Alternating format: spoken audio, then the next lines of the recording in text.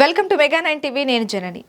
తిరుపతి నగరంలో ఆటో వాలాల ఆగడాలకు హద్దుపద్దు లేకుండా పోతోంది. నలుగురు ఎక్కాల్సిన ఆటోలో లెక్కకు మించి ప్రయాణికులను ఎక్కిస్తున్నారు. పుష్పక విమానం మాదిరి ఎంతమంది ఎక్కినా ఒకరికి ఖాళీ ఉంటుందన్న దాన్ని తిరుపతిలో ఈ ఆటో వాలాలు నిజం చేస్తున్నారు.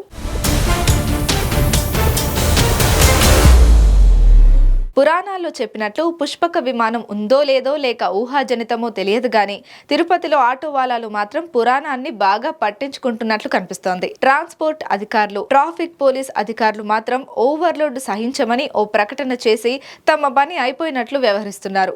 కన్ను కాలు లేకపోయినా ట్రాన్స్పోర్ట్ అధికారులు లైసెన్స్లు మంజూరు చేస్తున్నారు. నిబంధనల ప్రకారం నిర్ణీత వయసు ఉన్న వారికి లైసెన్స్ మంజూరు చేయాల్సి ఉన్నా అవేమీ వారికి పట్టడం లేదు. ఫలితంగా ఆటో వాలాలు ఆడిందే ఆటగా పాడిందే పాటగా వ్యవహరిస్తున్నారు.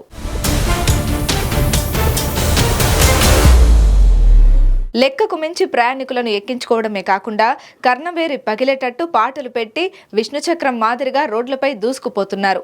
ముందు వెళ్లే ఆటో అక్కడి ప్రయాణికులను ఎక్కడ ఎక్కించుకుపోతుందోనని వెనక వచ్చే ఆటోలను జనంపైకి దూకించేస్తున్నారు. అంతేకాకుండా అంత వేగంలోనూ వీరు సెల్ ఫోన్లు మాట్లాడుతూనే ఉంటారు. ప్రయాణికులు భయపడడమే గాని వీరికి మాత్రం ఏ మాత్రం పట్టడం లేదు.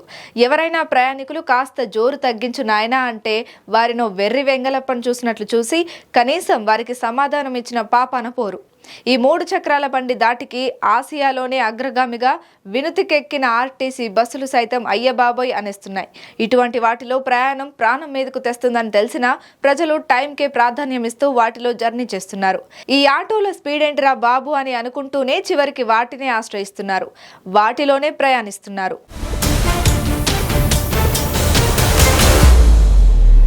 మరోవైపు తిరుపతి జనాభా కంటే నగరంలో లెక్కకు మించి తిరుగుతున్న ఆటోల సంఖ్య ఎక్కువగా ఉంది.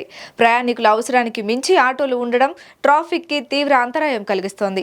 ఎక్కడ పడితే అక్కడ ఆటోలను ఆపి ప్యాసింజర్లను ఎక్కించుకోవడంతో తరచూ ప్రమాదాలు జరుగుతున్నాయి. తిరుపతిలో ఉన్న ఆటోలలో సగం ఇతర ప్రాంతాలవి అంటే ఆశ్చర్యం కలగక మానదు. తిరుపతి టెంపుల్ సిటీ కావడంతో ఇక్కడ ఆటోలకు బాగా గిరాకీ ఉంటుందని బయటి ఆటోలను ఇక్కడికి తీసుకువస్తున్నట్లు తెలుస్తోంది. చంద్రగిరి, పీలేరు, కలికిరి, మదనపల్లి, కోడూరు, పుత్తూరు నగరి, నెల్లూరు ప్రాంతాల నుంచి ఇక్కడికి తీసుకువచ్చి ఆటోలను నడుపుకుంటున్నారు.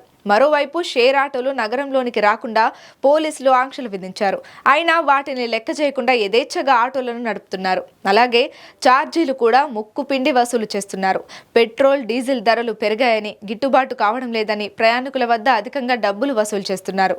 ఇందుకు మరో కారణం కూడా ఉందనే వాదన వినిపిస్తోంది. సిటీలో టౌన్ సర్వీసులు తగినంతగా లేకపోవడంతో ఆటో వాలాల ఆగడాలు రోజురోజుకు శృతిమించుతున్నట్లు ఆరోపణలు ఉన్నాయి. ఇప్పటికైనా రవాణా శాఖ అధికారులు, ట్రాఫిక్ పోలీసులు ఆటోలను నియంత్రించాల్సిన అవసరం ఎంతైనా ఉందని ప్రజలు కోరుతున్నారు.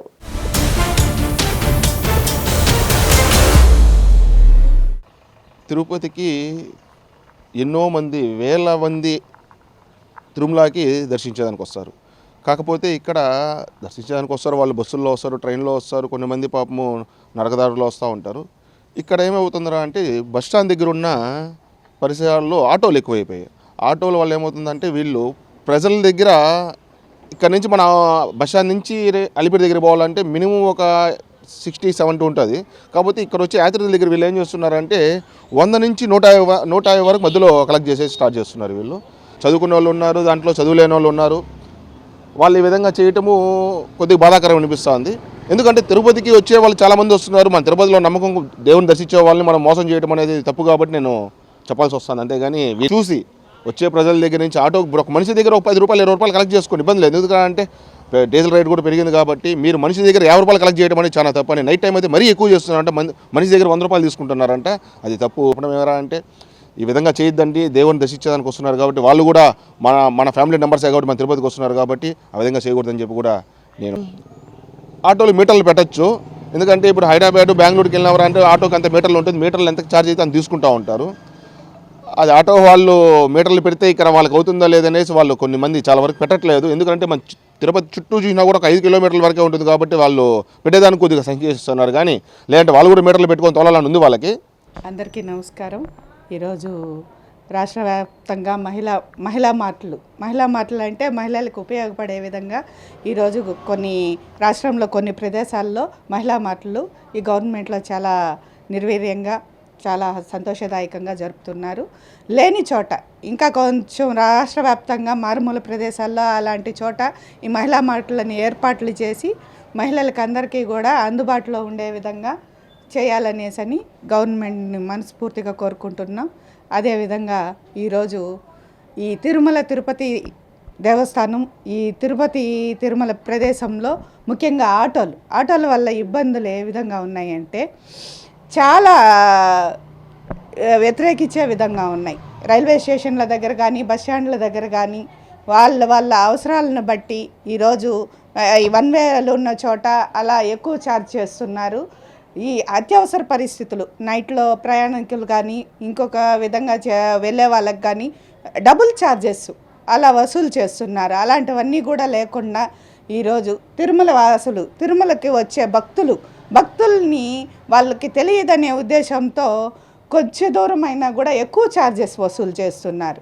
అది మేము స్వతహాగా చాలాసార్లు గమనించడం జరిగింది. అలాంటివన్నీ లేకుండా ఈరోజు ర్యాపిడోలు కావచ్చు, ఓలాస్ కావచ్చు, ఫిక్స్డ్ రేట్స్ పెట్టి ఎలా నడుపుతున్నారో ఆ విధంగా నడిపించాలనేసని గవర్నమెంట్ని మేము మనస్ఫూర్తిగా కోరుకుంటున్నాం. తిరుపతి అనేది ఒక ఆధ్యాత్మిక నగరము.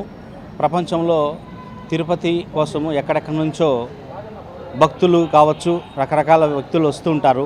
అలాంటిది ఇటువంటి రద్దీ కలిగిన ప్లేస్లో తిరుపతిలో చూస్తే ఈరోజు ఆటోలు విచ్చలవిడిగా యాత్రికుల దగ్గర నుంచి కావచ్చు, తిరుపతి వాసుల దగ్గర నుంచి కావచ్చు, విచ్చలవిడిగా వాళ్ళు ముక్కుబిండి డబ్బులు వసూలు చేస్తున్నారు. ఈ విధంగా తీసుకుంటే కన్నా ఈ ఆటోల సంఖ్య తిరుపతిలో ఉండాల్సిన దానికంటే వేలల్లో అయింది. మనుషుల కంటే ఆటోలే ఎక్కువగా ఉన్నాయి. దీనివల్ల దాదాపు 10,000 నుంచి 13,000 ఆటోలు ఉన్నాయి. ఇది నియంత్రించాల్సిందిగా మేము కోరుకుంటున్నాం. ట్రాఫిక్ వాళ్ళని కావచ్చు, ఇక్కడున్న కమిషనర్ గారిని కావచ్చు మేము విన్నపించుకుంటున్నాము. అదేవిధంగా ఇష్టం వచ్చినట్టు వాళ్ళు ఛార్జీలు పెంచడము, ఇక్కడ నుంచి కొంచెం దూరానికి ఇటు నుంచి బస్ స్టాండ్కి పోవాలన్నా, ఇటు నుంచి ఇంకెక్కడి నుంచి రైల్వే స్టేషన్ పోవాలన్నా జస్ట్ ఒక 5 మినిట్స్ వెళ్ళాల్సిన అటువంటి వాటికి కూడా 100, 150 రూపాయలు, 200 రూపీస్ చేస్తున్నారు. దీన్ని గమనించి ట్రాఫిక్ వాళ్ళు కానీ గవర్నమెంట్ కానీ గమనించి మెయిన్ స్మార్ట్ మీటర్స్ కానీ ఒక పద్ధతి ప్రకారము ధరల పట్టిక పెడితే ఉన్న యాత్రికులు కానీ ఇక్కడున్న ప్రజలు కానీ కొద్దిగా ఇదవుతారనేసి మేము భావిస్తున్నాము. దీంతోపాటు ఇంకా రకరకాల ఏరియాస్ నుంచి తిరుపతిలో ఉన్న వాళ్ళే కాకుండా ఇటు కోడూరు, పీలేరు చుట్టుపక్కల వాళ్ళు కూడా ఆటోలు ఇక్కడికి తీసుకొచ్చి టౌన్లో ఎక్కువగా తోలి ట్రాఫిక్ నియంత్రణ లేకుండా పోతుంది. దయచేసి ఇది గమనించవలసిందిగా కోరుచున్నాం. ఇంకా మన తిరుపతిలో తీసుకుంటే కన్నా మెయిన్గా ఈ ఆటోలు పెరగడానికి కారణం ఏమంటే మనకు తిరుపతిలో టౌన్ సర్వీసెస్ ఏం లేవు. దయచేసి కొద్దిగా మనకు గమనించాల్సిందిగా ఏమంటే మీరు టౌన్ సర్వీసులు కూడా ఏర్పాటు చేస్తే కొద్దిగా ఇక్కడున్న ప్రజలకు కానీ ఇక్కడున్న వచ్చే యాత్రికులు కూడా వాళ్ళకు కూడా ఆర్థికంగా వాళ్ళు కూడా కొద్దిగా ఇదవడానికి ఇబ్బంది లేకుండా ఉంటుంది. వాళ్ళు తక్కువగా వాళ్ళు కూడా ఇంకా సంఖ్య పెరిగి ఇంకా రావడానికి బాగుంటుంది. ఇక్కడ ముక్కుబిండి వసూలు చేస్తున్నారు ఆటో వాళ్ళు. దయచేసి గమనించాల్సిందిగా ట్రాఫిక్ వాళ్ళకి మేము విజ్ఞప్తి చేస్తున్నాం.